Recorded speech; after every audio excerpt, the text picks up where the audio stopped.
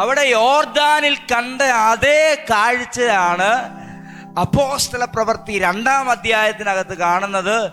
അവിടെ സ്വർഗം തുറന്നതുപോലെ ഹല്ലേലൂയ ഒരുമിച്ച് കൂടിയിരുന്നവരുടെ നടുവിൽ സ്വർഗം തുറന്നു. ഹല്ലേലൂയ.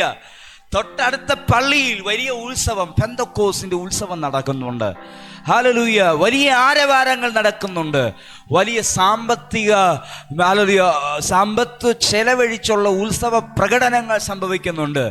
പക്ഷേ യേശു വാങ്ങിപ്പോകാൻ നേരത്ത് പറഞ്ഞ 2 ദൂതിനെ ഹൃദയത്തിൽ സ്വീകരിച്ചുകൊണ്ട് ഒരു 120 പേര് ഹല്ലേലൂയ മാളിക മുറിക്കകത്ത് ആത്മാവിന് വേണ്ടി കാത്തിരിക്കുകയാണ്. ഈ ആലോചന മുഴുവൻ കൊണ്ടെത്തുന്നത് യേശു ക്രിസ്തുവിൻ്റെ ശരീരം ശക്തി പ്രാപിക്കുന്നതിനെ കുറിച്ചാണ്. യേശുവിൻ്റെ ശരീരം അഭിഷേകം സ്വീകരിക്കുന്നതിനെ കുറിച്ചാണ്.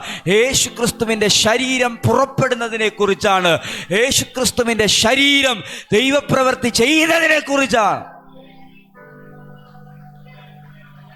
ഞാൻ നിർബന്ധിക്കുന്നു, നീ ദൈവത്തിന്റെ ശരീരമാണ്, നീ ക്രിസ്തുവിന്റെ ശരീരമാണ്.